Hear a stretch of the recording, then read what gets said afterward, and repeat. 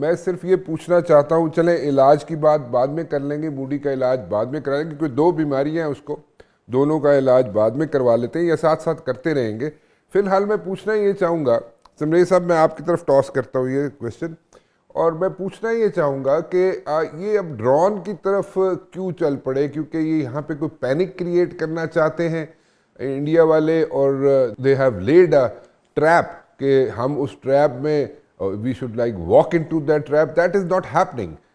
इस तरह तो हो नहीं सकता कि हम उनके ट्रैप में वॉक इन करें। पुरानी टेक्निक्स हैं और कि यहाँ पे अवाम जो है किसी हद तक जिटरी हो जाएंगे तो फिर जनाब प्रेशर आ जाएगा तो फिर जनाब साढ़े ट्रैप पे आ जाएंगे। ये इंडिया की पुरानी ट्रैप है मेरे ख्याल में। ये तो I don't think so this is going to work, या इसके अलावा भी कुछ है? जी जन साहब मुझे ज़रा एजुकेट करें, लोगों को एजुकेट करें। राणा साहब थैंक यू वेरी मच। जैसे आपने उसके इलाज का जिक्र किया तो मेरा ख्याल है कि हम बहुत अच्छे साइकेट्रिस्ट हैं। हाँ। और हम ऑलरेडी उसका इलाज कर रहे हैं। हाँ। और इंशाल्लाह ताला जो मरीज जिसका आपने जिक्र किया वो सेहतयाब होगा कुछ अरसे तक। नहीं सेहतयाब नहीं करना जन साहब, सेहतयाब असी मतलब असी पिंडी बुला के कर लेने उसनू आ जाए, वैसे भी आ जाता है तो आ जाए तो पिंडी दवाखाना एक है उथू दा इलाज करा देने सर फिलहाल। चले सॉरी आई एम कटिंग। इंशाल्लाह जी। देखिए जो आपने ड्रोन्स की बात की है उसमें मैं जिस तरह से इसको रीड करता हूं कि इसके कपल ऑफ ऑब्जेक्टिव्स हो सकते हैं। एक तो यह है कि पैनिक क्रिएट करना पब्लिक में जी। दूसरा ये है सर्वेलेंस कि हमारे कुछ ऐसे सिस्टम जिनको वो आइडेंटिफाई करे, उनकी लोकेशन जो है वो आइडेंटिफाई करे। तीसरा है कि पाकिस्तान को प्रोवोक करना और पाकिस्तान एयरफोर्स को ड्रॉ इन करना कि पाकिस्तान एयरफोर्स के जहाज एयरबोर्न हों इन ड्रोन्स को शूट डाउन करने के लिए और उससे ही गेट्स एन अपॉर्चुनिटी और एक्सपोज हो। अच्छा। और चौथा मैं कहना चाहूँगा कि इकोनॉमिक क्रंच कि ड्रोन्स चूँकि सस्ता कमोडिटी है, चीपर कमोडिटी है, उसके अगेंस्ट अगर आप मिसाइल्स यूज़ करना शुरू कर दें तो आपको बहुत ज़्यादा एक्सपेंसिव वो ऑप्शन पड़ती है। इसके साथ मैं आपको ये भी कहना चाहूँगा कि ये जो अभी तक 3 राउंड्स हुए हैं और मेरे हिसाब से मेरी असेसमेंट अल्लाह के फजल से पाकिस्तान ने तीनों राउंड जीते हैं। एक था प्री हॉस्टिलिटी, उसमें भी हमने उन्हें बुरी तरीके से फ्रस्ट्रेट किया।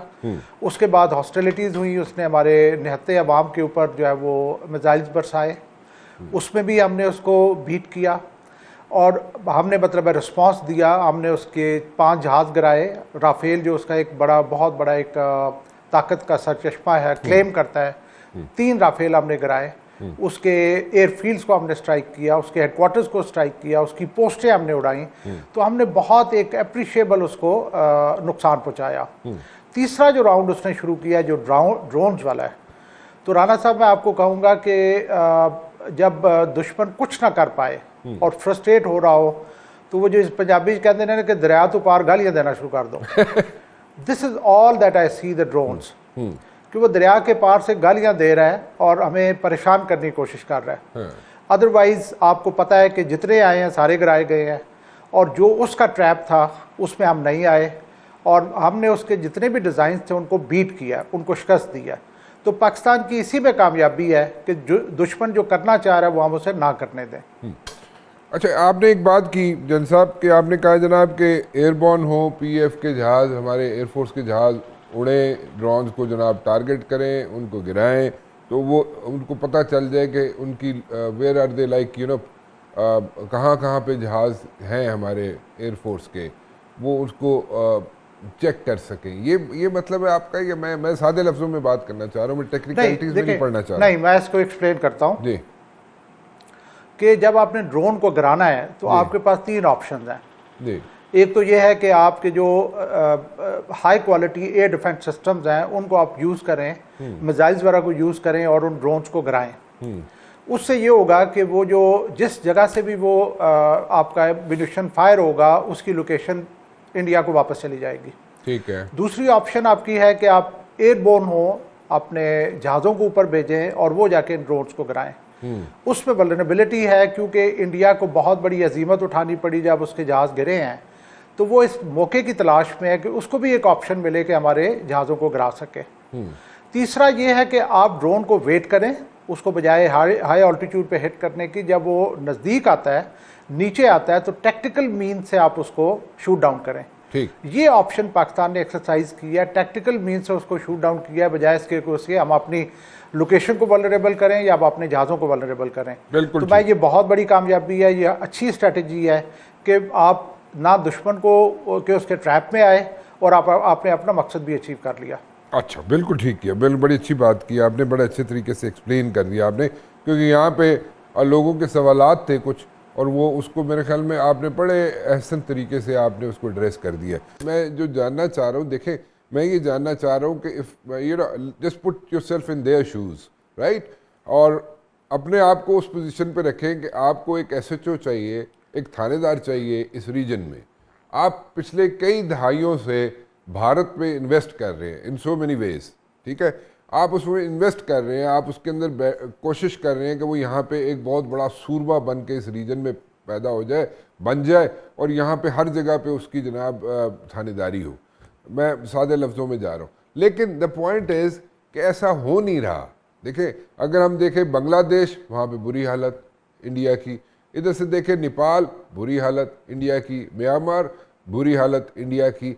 सो वो with the passage of time India is losing its grip in the region, ठीक है। तो वो कैसे एट पार आ सकता है with China? India can not be come in par with China. So what I am saying is कि जो लोग इन्वेस्ट करके बैठे हुए कई दहाइयों से इंडिया पर कि जनाब वो थानेदार बन जाएगा इस रीजन का, मैं ये कह रहा हूँ कि they might as well look for another option, another alternate. क्या उनके पास कोई और अल्टरनेट, कोई और मुल्क है या नहीं है? आपका बेसिक क्वेश्चन ये है कि इंडिया को क्यों टिप ऑफ किया जा रहा है अगेंस्ट चाइना।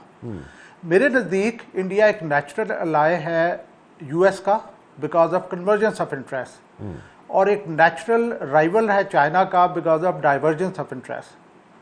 इसमें कोई शक नहीं कि इंडिया इस सारे खित्ते में सबसे बड़ा मुल्क है, साइज़ के लिहाज से, रकबे के लिहाज से, पॉपुलेशन के लिहाज से लार्जेस्ट कंट्री है। और जो फ्यूचर राइवलरी है दुनिया की 21st सेंचुरी की, वो प्ले होगी इंडियन ओशन में। Indian ocean is the basic contesting ground between China and India. India कहता है कि ये मेरी पर्सनल लेक है, चाइना कहता है no these are global commons. So ये राइवलरी जो है ये is already given. So that is the reason why US is investing on India. अब इंडिया कामयाब क्यों नहीं हो रहा? उसके पीछे वजह यह है कि इंडिया की जो स्ट्रेटेजिक थॉट है that is based on conflict. चाहे आप चांकिया की बात करें, चाहे आप हिंदुत्वा की बात करें, और जैसे मैंने पहले कहा कि साइज़ में बहुत बड़ा है लेकिन सोच में बहुत छोटा है। ये जो उसकी सोच है ये इसको इंडिया को शक्ल कर रही है। इसका attitude towards its neighbours has been boorish, condescending and overbearing. और ये मैं नहीं कह रहा, एक एक्स एम्बेसडर इंडिया के राजेव शिकरी ने कहा था। अब इस एटीट्यूड के साथ जितने भी इसके इर्द गिर्द छोटे मुल्क हैं, they feel insecure, they feel vulnerable. जब इन मुल्कों को ऑप्शन मिल रही है बाहर की, दैट इज़ टू अलाइ विद चाइना, तो they will start nibbling on this country. तो मैं ये कहता हूँ कि फ्यूचर में इंडिया और ज़्यादा सफ़र करेगा और इंडिया इस रीजन में आइसोलेट हो जाएगा। सो this is the reason why, अगर अब इसकी अल्टरनेटिव ऑप्शन आप देखें तो पाकिस्तान तो is a natural ally of China. So Pakistan can not serve that role for the US. Iran के साथ उसके वैसे ही डिस्टर्बेंस इशूज़ हैं, अफ़गानिस्तान के साथ उसके इशूज़ हैं। तो इस सारे खित्ते में पोटेंशियल के लिहाज से डेफिनेटली इंडिया के अलावा कोई ऑप्शन नहीं, लेकिन सोच के लिहाज से इंडिया से वर्स्ट ऑप्शन कोई नहीं।